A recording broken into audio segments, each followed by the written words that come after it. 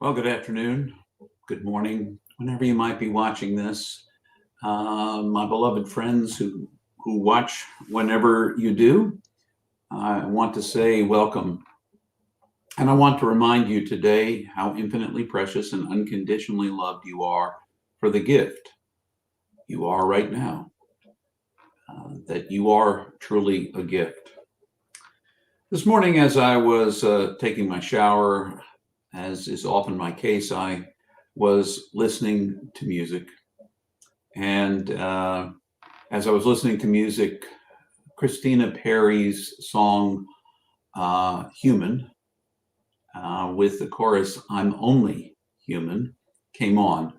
And it set me to pondering because I hear people say, particularly when they haven't quite lived up to some imagined mark or somebody else's expectations, or sometimes their own expectations, they tend to say something like, or one of the things they might say is, I'm only human.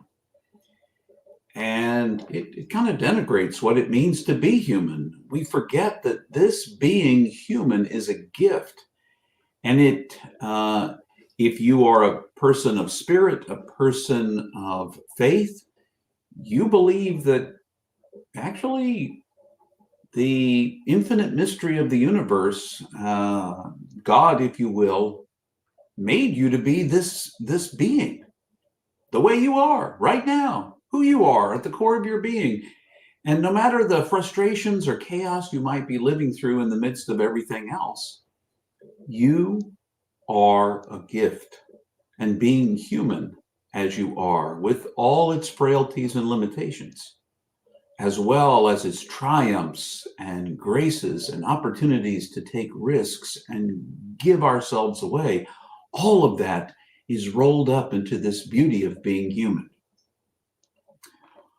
This is the 40-week period we're in the midst of, called Lent in the Christian tradition. It's a season of preparation before Easter Sunday. And that season of preparation is an invitation for us. It's patterned 40 days after Jesus' 40 days in the wilderness, when the limitations of being in a human body were made apparent to Jesus, because he did hunger and he was tempted to seize power perhaps by some means other than the recognition that power is not what we think it is, but love. And he was invited to worship something other than God. And in that, his limitations, his exhaustion, his hunger, his thirst, all of those things came together to make his own humanness a gift. And he models for us this kind of gift that being human is. If you happen to be a follower of Jesus, a Christian, we believe that God, the Christic part of the eternal God, chose to take form in the person of Jesus. And if it was good enough for Christ, perhaps it ought to be good enough for us. That this being human is challenging, and sometimes we fail at it, and sometimes we succeed at it. But in the midst of all of that, this being human is truly a gift. An opportunity to learn and to give and to grow and to know ourselves as part of what God's doing in this big picture we call the universe. And no matter how infinitely small we may feel we are, even in that smallness, we are infinitely precious. We have a gift to give, and it's a unique gift. Being human means that there is no other like you, nor has there ever been, won't ever be. You are the one-time gift of you that we get to experience in this form, that everyone you encounter and spend time with gets to experience.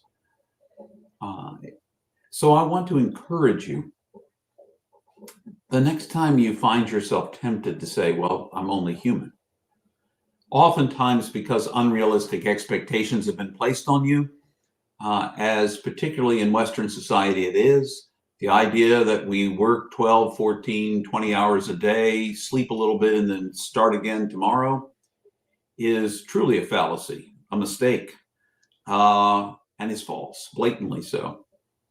When you feel the pressures of not being able to measure up to 20-hour days, or able to find any kind of balance between your work life and your home life, your personal life, when you feel like this being human is only human, stop yourself for just a moment and think about what a gift you really are. Now, some of you who listen to me, and sometimes myself included in that picture, find it hard to believe that we are that valuable, that we are infinitely precious and unconditionally loved as the gifts we already are.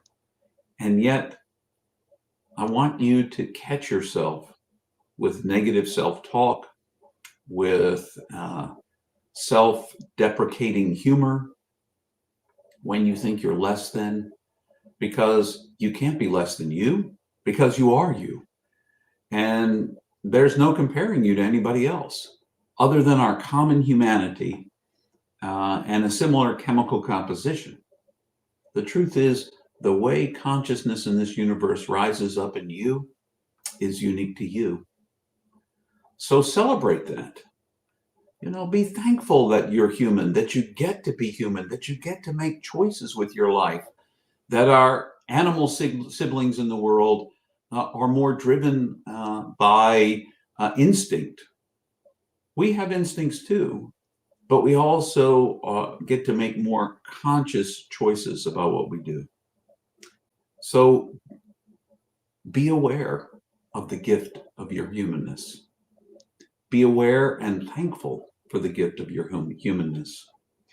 And remember, in the midst of it all, that you are indeed infinitely precious and unconditionally loved for the gift you already are.